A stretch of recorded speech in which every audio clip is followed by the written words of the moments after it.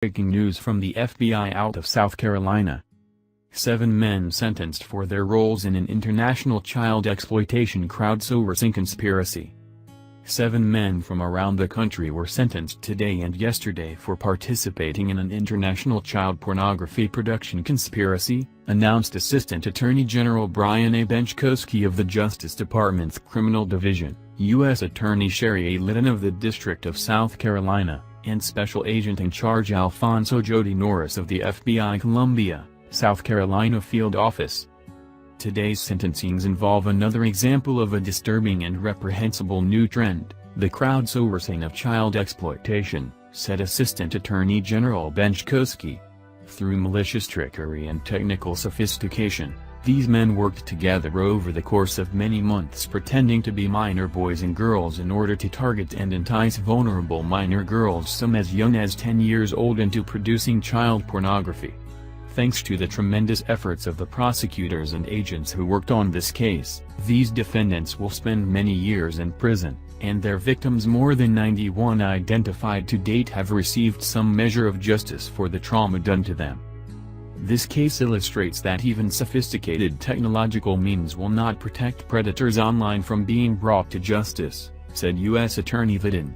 The arrest and prosecution of perpetrators who commit these heinous acts of violence will continue to be a high priority of the U.S. Attorney's Office in South Carolina, and I commend the investigators who spent endless hours on this important case. These crimes are especially disturbing, and it is very satisfying to see the results of the hard work of our special agents, said FBI Special Agent in Charge Norris. The FBI in South Carolina will remain vigilant and continue our active role in the national strategy to ensure children are protected. U.S. District Judge Richard M. Gergel for the District of South Carolina imposed the following sentences. Brandon Gressett, a.k.a. Samus V., 33, a restaurant cook of Summerville, South Carolina, was sentenced to serve 40 years in prison, followed by a lifetime of supervised release. He pleaded guilty on September 29, 2017. James Thomas Gursky, a.k.a. Hesh, 35, a temporary agency employee of Grand Rapids, Michigan, was sentenced to serve 30 years in prison, followed by a lifetime of supervised release. He pleaded guilty on October 25, 2017. Stephen Fox, a.k.a. Steam, 40, an unemployed resident of Elkridge, Maryland, was sentenced to serve 30 years in prison, followed by a lifetime of supervised release. He pleaded guilty on September 28, 2017. Sean Ellis, a.k.a.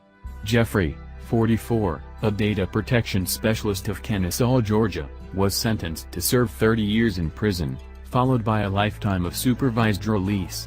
He pleaded guilty on September 28, 2017. Michael Augustin, a.k.a. Rand, 45, a computer engineer of Fort Collins, Colorado, was sentenced to serve 25 years in prison, followed by a lifetime of supervised release. He pleaded guilty on October 12, 2017. Dejan Bikovic, a.k.a. Dry AIDS, 24, a utilities locator of West Valence City, Utah, was sentenced to serve 20 years in prison, followed by a lifetime of supervised release.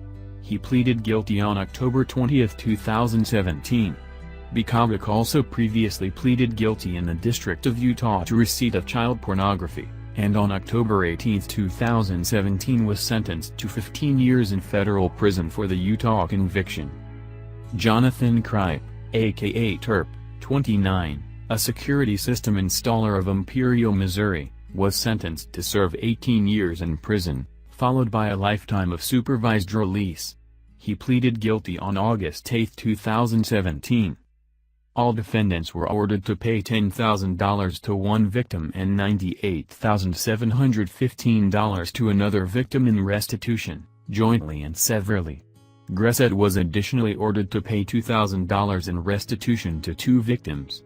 Fox was additionally ordered to pay $5,000 in restitution to 2 victims, and Kripe was additionally ordered to pay $2,500 in restitution to 2 victims.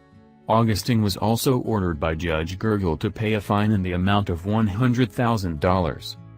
According to court documents, Between July 2014 and April 2015, these defendants and other co-conspirators outside the United States utilized a website that was specifically designed to help the group target and sexually exploit minor females.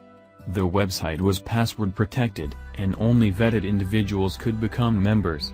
The members of the website worked together to identify social media profiles of girls, including girls as young as 10, and strategized regarding how to convince the girls to engage in sexually explicit activity via live web camera. Typically, while pretending to be minor boys and girls, the defendants streamed pre-recorded videos of other underage girls engaging in similar conduct to their target victims in an effort to trick the girls into believing they were watching a live video of someone their own age. Using peer pressure, the members convinced the victims to engage in sexually explicit activity. The victims were unaware that they were actually communicating with adult men who were recording their sexually explicit activity. After successfully recording a victim's sexually explicit activity, the defendants would share the videos with each other by uploading the files to a file storage site and placing a link to download the file on a section of their members-only website. To date, 91 victims from 28 states and Canada have been positively identified. 6 of the co-conspirators each pleaded guilty to 1 count of conspiracy to produce child pornography and 1 count of conspiracy to receive and distribute child pornography. Defendant Gressett pleaded guilty to the same count of conspiracy to produce child pornography, as well as 2 additional substantive counts of production of child pornography with 2 different victims, one of whom was under the age of 12. Additionally, another co-conspirator, Jonathan Soto, 27, of Branchburg, New Jersey, was prosecuted in the District of New Jersey and also pleaded guilty to conspiracy to produce child pornography. On March 31, 2017, Soto was sentenced to 18 years in federal prison for his role in the scheme. Trial attorneys Lauren Brich and Austin M. Berry of the Criminal Division's Child Exploitation and Obscenity Section, CEOS, and Assistant U.S. Attorney Dean Secker of the District of South Carolina prosecuted the case. The FBI Newark, New Jersey, and Columbia, South Carolina field offices and the FBI Major Case Coordination Unit investigated the case with assistance from Operation Rescue Me, the Digital Analysis and Research Center, DARC, Lab and Show's High Technology Investigative Unit. This case was brought as part of Project Safe Childhood, a nationwide initiative launched in May 2006 by the Department of Justice to combat the growing epidemic of child sexual exploitation and abuse. Led by U.S. attorneys' offices and shows, Project Safe Childhood marshals federal, state and local resources to better locate, apprehend and prosecute individuals who exploit children via the Internet, as well as to identify and rescue victims. For more information about Project Safe Childhood,